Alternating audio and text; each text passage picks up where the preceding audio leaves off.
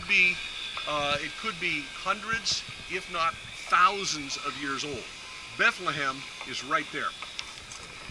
So the shepherds in the field, keeping watch over their flocks by night, and lo, the angel of the Lord came upon them, and the glory of the Lord shone round about them, and they were terrified. Could have been here, could have been there, could have been anywhere around here. But this is a sheepfold, and this is where they would keep sheep. They would herd them into this thing. And then they would, and then of course they would guard it. But this is like a little corral. What you have is a layer of limestone, which they would call, it's like, the worldly word would be prehistoric concrete. Underneath there's a layer of softer rock that they would find, and they would hollow it out. So they would dig into it, and then you would have a place, a nice little cave in there. That one goes back, what, about 20 feet or so. And you could just herd your sheep in there and keep them at night. Now I want somebody to turn to John 10. Straight into a flock of sheep. We approached the sheep. What happened to the sheep? They ran away. They ran away. They got alarmed. They clustered up. But where are they now? They're with the shepherd. They went over to him. Why? They know his voice. He's the safe place. They like him. They don't know us.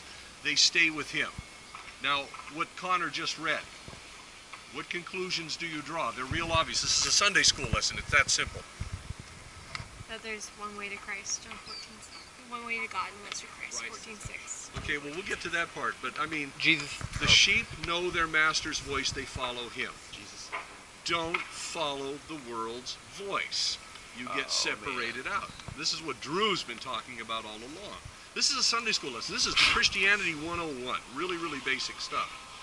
But here you got the perfect example of it. We're the strangers, we come in, the sheep immediately run over to the shepherd. They're happy over there. They trust him. They know his voice. If he whistles, a particular whistle, they're going to follow. If he says something, he can sort his sheep out from anybody else's sheep. If there's a huge group here with a bunch of shepherds, they're going to that flock is going to follow him. They're not going to follow anybody else. They're going to follow him because they know that shepherd. You know your shepherd's voice, then you're going to follow him. What's his voice? Word of God. That's his voice. Think of the Bible as the word, as God's voice.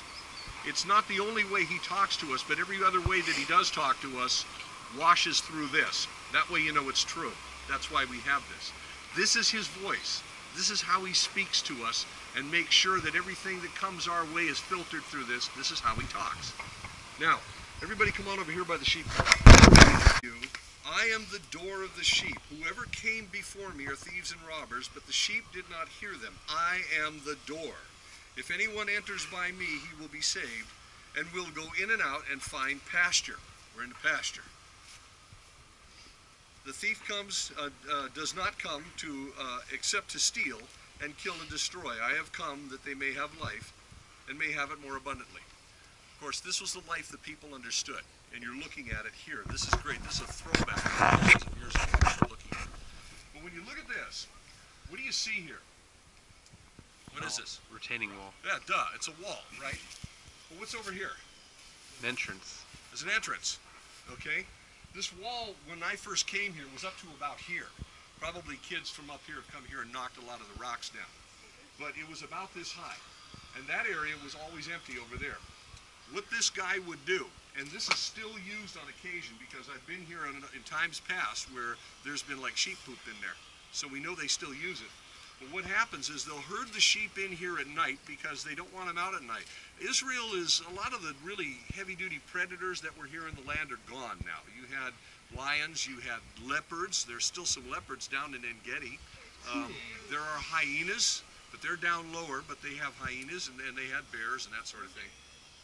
So they want to keep the sheep safe. They also have foxes, and a fox and a jackal can take down a sheep. But what would happen is they herd the sheep in here, and that entrance doesn't have a gate. But the shepherd would lay across that entrance right there. That's where he slept. He's the door to the sheep. Sheep don't go in or out unless they go right through him. I know you've heard this before, but when you get to see it, it suddenly sinks in, doesn't it? He's the door to the sheep. They come in through me, they go out through me, they find pasture. The shepherd makes sure, down there that his sheep are going to be well fed. He's going to take them wherever there's food. wherever there's good water, not bad water, but good water to drink from. He'll keep them out of the wadis. You know what a wadi is? It's a ravine, it's a gully. You're going to see a lot of them when you get down into the Dead Sea area. They're dry. There might be pools of water in these things. The problem is when you're down in the Dead Sea, you can have a thunderstorm up here on this ridge and never know that it's happening. And suddenly you got a flash flood that comes down that wadi, and it wipes out everything in the wadi. It'll kill everything in there. So there's safe water, and there's not so safe water. He's going to take them to the places where it's safe, where he knows the sheep are going to thrive. That's where Jesus takes you. That's where he takes us. Follow the shepherd, you get to where he wants you to be. That's why the Lord is my shepherd. I shall not want. He makes me lie down in green pastures. He leads me beside the still waters. He restores my soul. He leads me in paths of righteousness for his name's sake. Yea, though I walk through the valley of the shadow of death, predators, whatever's around me, I will fear no evil, for thou art with me. Thy rod, thy staff, they comfort me. Yeah. You prepare a table before me in the presence of my enemies. That's a different story. I'll get to that one later. If you anoint my head with oil, my cup overflows. Surely goodness and mercy will follow me all the days of my life, and I will dwell in the house of the Lord forever. Well, this is where the sheep would dwell at night. This is where he keeps them safe, and he would lay right across the entrance. Nobody got in without his permission to eat the sheep. You can't do it. He's going to stop them. Rod and staff, they comfort the sheep. And he's going to lay across that door to keep them safe in there. He is their security. He's your security. He always will be. That's why God, increase our faith. Increase our trust in him. Because he's always our security. And sometimes, I got to tell you, I feel really insecure. I feel like, where did God go? But I go back to this verse, and I think about this place, and I realize, you know, there's a lot of threat out there. There's a lot of threat coming at me. But I'm in there. I'm not out here. Unless he takes me out here. And then when he takes me out here, though I'm walking through the valley of the shadow of death, thou art with me. Thy rod and thy staff, they comfort me. So here's an ancient sheepfold. If this thing is as old as they think it is, probably 3,000 to 4,000 years old, I have little doubt that King David knew where it was, because he was from that town right there. And he was a shepherd, remember? So wherever he happened to be running his sheep around these hills, he probably knew about this one. And there are others. A lot of them are getting destroyed with all the building that's going on because there's so many they just don't care. But this is a sheepfold. Anybody have any questions? Up in Nazareth, and they got to come down here to register because Caesar wants to tax the world. So Mary, being very, very pregnant, comes down here with Joseph. We picture them coming down on the back of a donkey. Why? Because that's the way it's always been portrayed. She probably walked with him. These people were tough. You had to be tough to survive back in those days. But they came down here to register, and you know the story. They arrive, and there's what? No room at the inn. What's an inn? What is it? No. It's a section of the family house. Okay, what is it? A section of a family house. A section of a family house. So you have a big house, and then you have a bunch of little houses within the house, and there was no room because she was pregnant. Okay, but they're packed out. Why are they packed out? Because everyone's coming back here. Right, okay, so you guys all know this, right? So just bear with me. So they're all packed out. There's another possibility as far as an inn goes. It would be an enclosure. Yusuf! There he is. God bless you, my friend. Good to see you, too. All right. Hey, I'll introduce you to Yusuf here. No room. It could be an enclosure for caravans where they pack into camels and all the livestock and whatever, and you stay in there. It's a safe place. However, you got to remember something. Where's Joseph's family from? Here. Why did they take him in? Do you remember something called Middle Eastern hospitality? If he's got family here, do you think they're going to leave him out on the street? So he comes into town with Mary. There's no place at standard lodging where he could stay. His family is not going to let him stay out in the street. So where are they going to put him up? Well, wait a minute, their house is packed out too because everybody's coming in. You rent out portions of your house to visitors who are coming in because everybody's here to register for Caesar. There's no place for him to stay in his own house with his family. So where the families sleep in those days, when you get up to Katzrin in a few days, there's a place up there called a Talmudic village, which means it was built well after the time of Jesus by a few hundred years.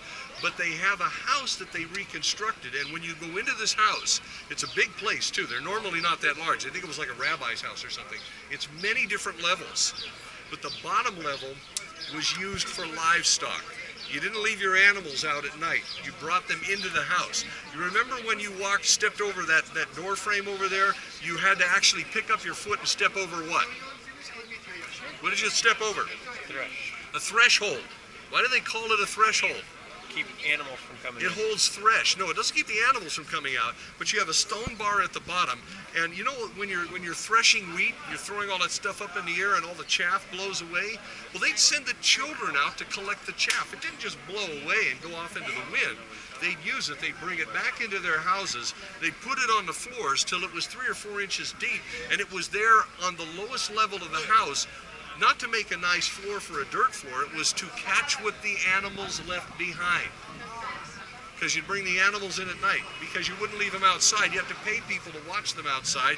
You put them in a corral, they might escape, they might get eaten by predators. You're just not going to leave them outside, so you're going to bring them into the safe corral, the safest corral you know, which is your living room. That was the lowest level. You would have feeding troughs down there for the animals. You'll see this in the houses up in that one house up in Katzrin. It's a very good example of it, even though they don't have the thresh down there on the floor. Have you ever wondered why when Jesus gave that parable of the woman who lost a coin?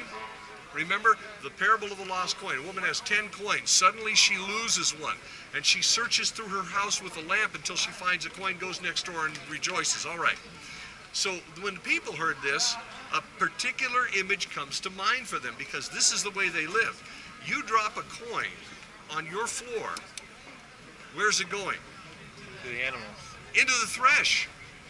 It's going into all that stuff on the floor. It's several inches deep. The rooms aren't very big. The windows are small because flies don't like dark. So they keep the windows in the houses small. It's because it's dark on the inside, because the insects don't like to come in where it's dark. Plus the fact that she's got these 10 coins. Now, if you've ever seen veils that, of some women that have coins hanging on them, that's part of their dowry. This is like a wedding ring. She finds one coin gone. Gals, imagine being married. It's like dropping your wedding ring down the sink. What are you going to do? You're going to tear the sink apart until you get that ring out.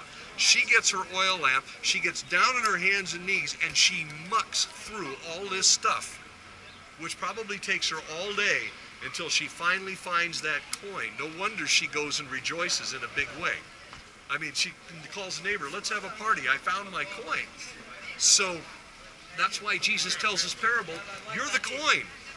He's been looking for you. He finds you in this filthy place known as the world, and he brings you out and he rejoices because I've got it. I've got what was lost. See the parable? Now, picture that, Mary and Joseph coming into that situation. All the other rooms are taken. Where have they got to sleep? It's in a family house most likely, but they've got to sleep on the lowest level because there just isn't any other room. But Middle Eastern hospitality isn't going to put them out on the street.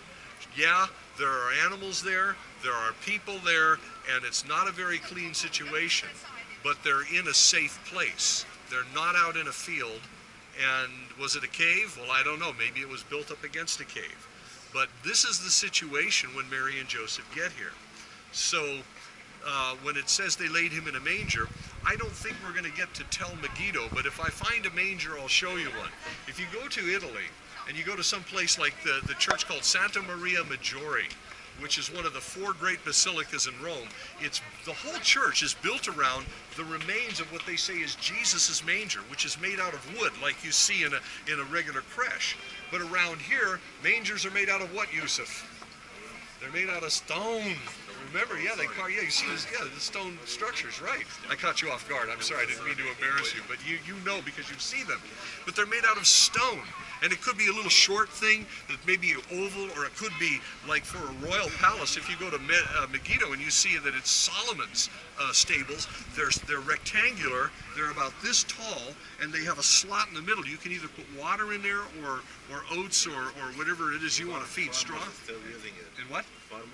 The farmers, Still using it. and they still use it. Yes, and in fact, there was a shepherd's field that was plowed under by the Israelis when they put up Har Homa, where we were. We saw that sheepfold, but around the corner there was an old well. Now it's underneath a complex, but there was a well, and next to the well there's this little stone carved out thing, probably been there for hundreds, if not thousands of years, and that's where they bring the water out, they put it in there, and the sheep would drink from it. So that's a manger. So when we picture a manger, I mean, there wasn't a lot of wood in this part of the world. There were some forests, but look around. But they did have stone, and lots of it. So the manger probably would have been made out of stone. So it's a feeding trough. It's not the whole thing. It's the feeding trough itself. That's where he was laid. So that was his crib. So kind of paints a different picture, doesn't it? Sort of bursts your bubble about Christmas. But when you think about it, again, we're hearing stories of the biblical account passed down through Hellenized people who are from other parts of Europe. And we're seeing medieval paintings of people who never even saw or imagined anything like what's here in the Middle East, right where Yusuf grew up, and he grows up with these things. But those guys, they didn't grow up with these things, so they didn't know. So they paint these things, and we assume that's the way they looked, and of course they must have gotten it right. They must know something because they lived longer ago than we did. No, it's a whole different world. When you learn that world, suddenly the scripture speaks for itself and the message becomes self-evident. So there you go. That's the story of Bethlehem. When the Jews sent priests and Levites from Jerusalem to ask him, "Who are you?" he confessed and did not deny, but confessed, "I am the Christ." And they asked, "What then? Are you Elijah?" Why did they ask him, "Are you Elijah?" Elijah was supposed to come before the Messiah. Where's he baptizing? What happened here? That's where Elijah lived. Oh yeah. See the connection? Jesus was baptizing somewhere along here. As Jerry said, the topography has changed. We don't know precisely where. The river's in a different place than it was 2,000 years ago, and a different place than it was 1,600 years ago. 1,600, 3,600 years ago. Let me get my numbers right. I mean, way back. So things have changed. But this is the approximate area where Jesus would have been baptized by John, where John was baptizing. But there's one big difference. Let me keep on reading here. So they asked, "What then? Are you Elijah?" Elijah ascended into heaven? Somewhere over there. You're looking in the direction. Okay, got it? Now, he said, "I am not." "Are you the prophet?" Okay, who's the prophet? Who's the prophet? That's Moses. Moses is the prophet. Remember, Moses said, "One like me, a prophet like me, is coming later." It's a messianic prophecy. So a prophet like Moses. So are you that prophet associated with Moses? Why is that important to this spot? John's baptizing here.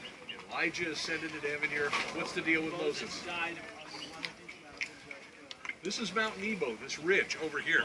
That's where Moses died, somewhere on that ridge. Take 5 miles in any direction, but it's along that upper ridge, way up there on the top. That's where Moses died. Not down here and on the flatlands, but up above. Okay? But here's the other thing. Where did the children of Israel cross the Jordan when they came into the land and Moses got a chance to watch it? Where did they cross? Here. And the water backed up as far as Adam, which is way up there. So when they crossed, this went dry. And if you happen to read the account over there in the book of Joshua, when they crossed over here, Joshua makes a very important point. He says it was when the water was at flood stage. Now the reason why this is a little puddle here, and it's not bigger than it is, and it's brown, is because the people are using up the water for agriculture all the way up and down the Jordan River Valley, which they could irrigate the same way a long time ago. That's why the river's brown. It's why the river is brown. Why the river is small. But when it got rainy, this thing wouldn't just flood up to that line. It would flood for 2 miles. Why? So it was at flood stage, and what had to happen? Somebody remember the story. What happened? The priests had to go in first with the Ark of the Covenant. With the Ark of the Covenant. They're carrying the Ark of the Covenant. They're out in front of the people. How far?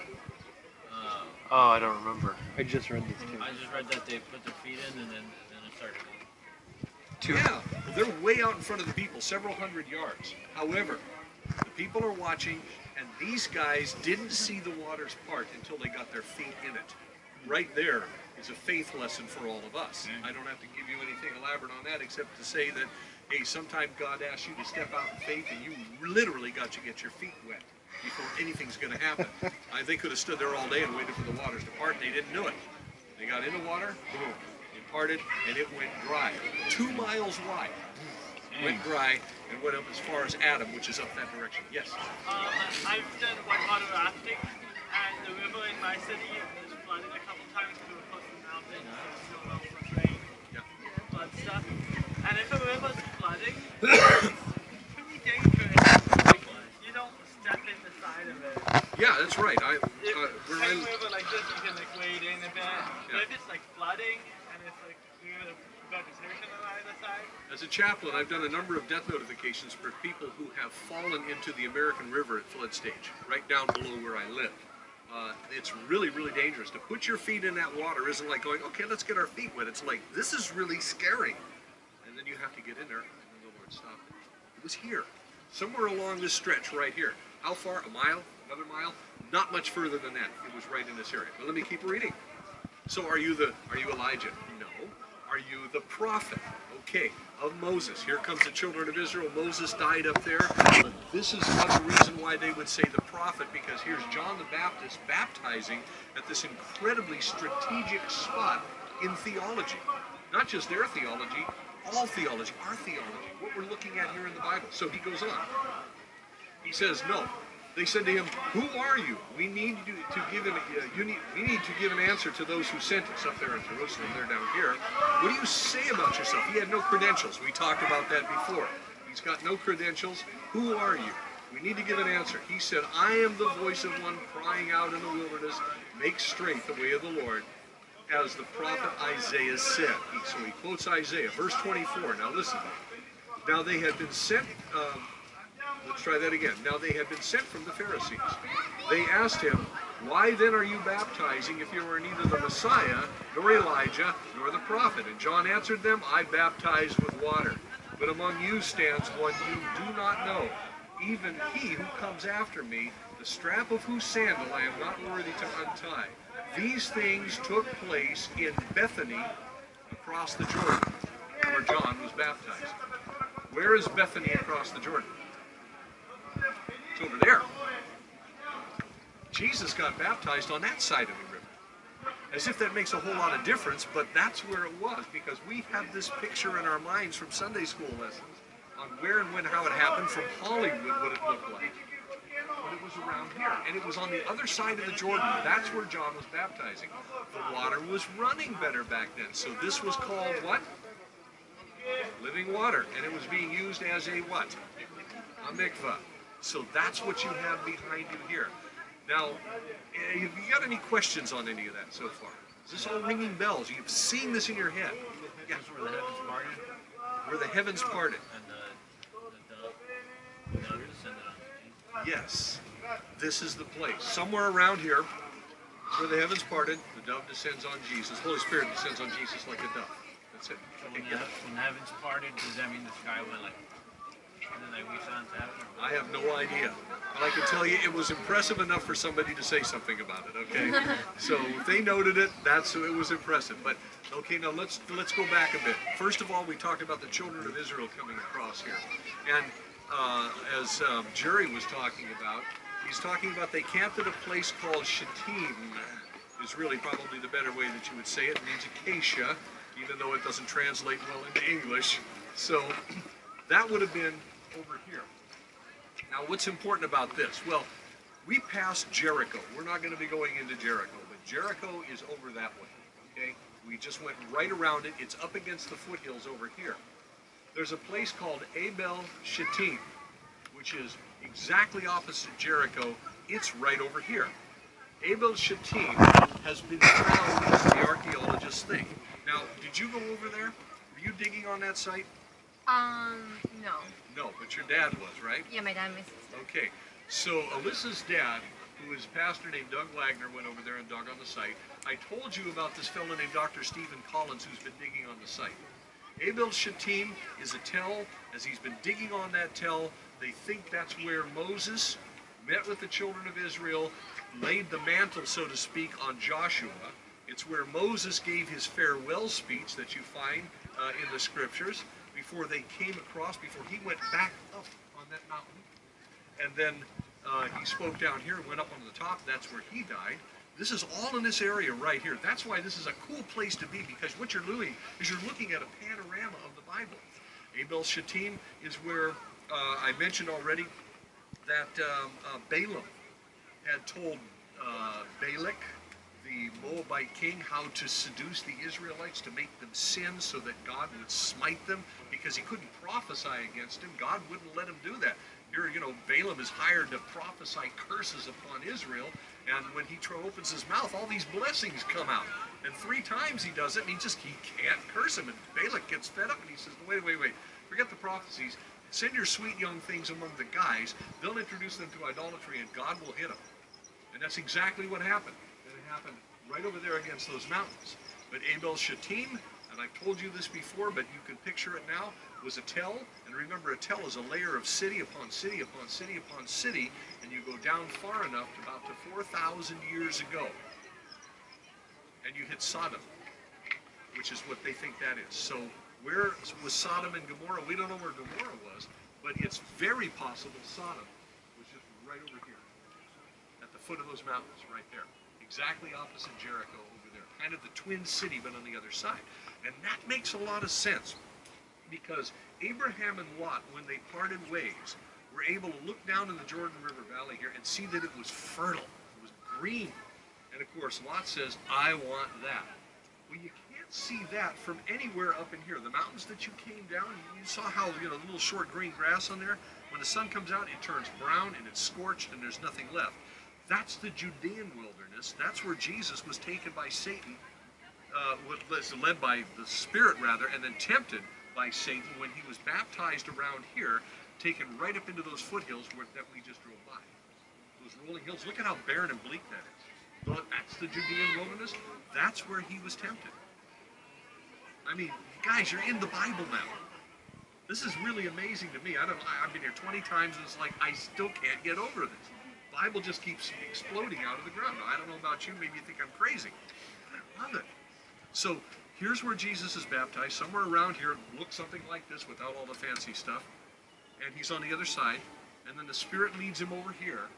And he is tempted by Satan for 40 days up in there. Okay? He's in the wilderness 40 days. Then he's tempted by Satan. Satan gets him when he's hungry, because he's starting to starve to death. So this is all in this area right here. Lot and Abraham standing up somewhere on that ridge up there near the Mount of Olives, but probably a little further north. And they look down. Lot sees it's green. He says, I want that. He comes down here. You can't see anything past the Dead Sea beyond there. It's too far. The Dead Sea is like 40 miles long. The earth begins to curve. You can't see that kind of thing from down there, not even from a high mountain. So most likely, Sodom, Gomorrah, all 5 cities of the plain were here. Now let me say one more thing about the plain, okay? Plain, P-L-A-I-N. The plain, Tim had asked, was there an amphitheater, a gladiatorial combat arena? And some of you heard the answer to this already. Was there a gladiatorial combat arena in Jerusalem? Of course, our guide through the Western Wall tunnel said yes, there was. The answer is no, there wasn't. Okay? Josephus said that Herod the Great built an amphitheater, a gladiatorial combat arena, for Jerusalem. However, he built it in the plain. This is the plain. Where did he build it in the plain? Jericho. Well, he built it at Jericho. Jericho, you say, well, this is not a big place. No, it wasn't in the time of Joshua. Tell Jericho, when you look at it, it's only about 5 acres. That was considered a big, important city back in those days. But it's only about 5 acres, and it looks kind of like a landfill. It's not particularly interesting, except you know what happened there. So it was a really important place. However, there was another Jericho that the Herods built that was south of there. And when we drove by on the freeway coming down, it would have been off to your left about a mile. So it's back in a place where, frankly, we can't get to safely, or at least effectively. And there's not much left of it, but it was quite a place. This explains something else, because here we are at the plain. This is what it explains. It explains why Jesus could, in two different accounts in the Gospels, leave Jericho and encounter blind Bartimaeus, or enter Jericho and encounter blind Bartimaeus. He was between the tell of ancient Jericho and the new Jericho city that the Herods had built. Bartimaeus was on that stretch of road between the two because there's a lot of commerce on that road and it's a great place to beg. So that's where Bartimaeus was. That's why there's no contradictions in the scripture about this. Jesus was leaving one Jericho and heading into another when he comes upon Bartimaeus. That other Jericho, the new one, that's right over here. That's where Jesus runs into a little short tax collector. Remember? Zacchaeus. Zacchaeus. Levi was, well, he might have been short, I don't know, but he was elsewhere. I will tell you about him later. But he runs into Zacchaeus. Remember, Zacchaeus climbs up in the sycamore tree, and Jesus finds him and says, I'm eating lunch at your house today. And he does, and I'll tell you, that made the Pharisees really mad, probably made the disciples very nervous because he's eating with this guy who is an extortionist. First of all, he's short, so he probably has what some people call short man syndrome. He wants to be big, so he becomes a tax collector, overcharges people, extorts them with a bunch of leg breakers, so to speak, a little private army that he might have. When you see soldiers with tax collectors, they're not soldiers that are protecting the people. They're soldiers that are a private mercenary army hired by tax collectors to say, if you don't pay me what I want, we'll work on you. See? So that's when you see those soldiers, that's what you're looking at. Zacchaeus had guys like that because he's just a little guy. He can't walk up the door and go, excuse me, give me my tax money. He's going to have these big monsters with him to back him up. That's over here in Jericho, at the new Jericho, which the Herods built. When Jesus gets done with Zacchaeus, he gives a parable, the parable of the minas. Do you remember the parable of the minas? Yeah. It's like the parable of the talents in Matthew 25, except this one's in Luke. And Jesus talks about this wealthy man, a king, who goes off to receive a kingdom, and he gives certain amounts of money, like the parable of the talents, to the people that worked with him, and he tells them to invest it well and gone. Well, the thing that's funny about that parable, and interesting about that parable, is that over there in Jericho, in the new Jericho, Archelaus, who was a terrible man, had set up a palace. Now remember, he was one of the Herod Archelaus was probably, of all the Herods, probably the worst of the bunch. He was just bad. And what he had done is he built a palace over there in the New Jericho, and then he went off to Rome to receive a kingdom. He wanted his kingdom expanded. Instead, when he gets to Rome, a whole bunch of people from here, dignitaries from this area, had gone on a faster ship, gotten there first, told Caesar, please don't do it. There'll be a revolt if you do this because this guy is so bad. Don't let him do it. And then Herod banishes him and then divides up the kingdom again among the other Herod brothers. So but the palace, it's a theory. The palace was probably in sight of Zacchaeus' house because Zacchaeus is a rich man. Remember? He's an extortionist. He's got lots of money. Anybody that I ripped off, he said in his repentance, I'll pay back 4 times. That's repentance. And see, so he's over here in Jericho. Jesus steps outside of Zacchaeus' house and he starts talking about Archelaus. The theory is that Archelaus' palace was in line of sight of Zacchaeus' house because everybody knows the story of Archelaus. And when you hear the parable of the minas from the Gospel of Luke, you realize he's got to be talking about Archelaus. But he uses it as a parable. So this place is rich, you guys. I mean, just look around. The Bible is happening all around. New Testament, oldest Old Testament, Abraham and Lot. You have the children of Israel coming across this way towards Jericho from Abel Shittim over here. You got Moses dying up on Mount Nebo, Jesus being baptized somewhere around here, John the Baptist preaching, the Holy Spirit coming down from heaven upon Jesus, Jesus being taken by the Spirit up into the wilderness up there where he's tempted by Satan, all right here. You're breathing the same air. Isn't that great? So, what do you do with all of that? I don't know. Let God minister it to you. There's so many different lessons in there that, you know, man, you've heard all the different sermons given off of this, but let it ring true as you read the Bible. Let it now leap off the ground and say, I see the patterns coming here now. And you look at how small the area is. How wide is the Jordan River Valley? Jerry, how wide is the valley from Jericho over to the other side, do you know? It's something like 8 miles. It's not much more. Yeah, it's not much more than 8 miles. And it's just right in here. In this one little area. And all this happened. I'm going to take you to a few places that are like that, including Mount Carmel. When you get up on top of Mount Carmel, this happened there and there and there and there and there and there. Wow. We get to Beth Shemesh, which we'll probably see tomorrow.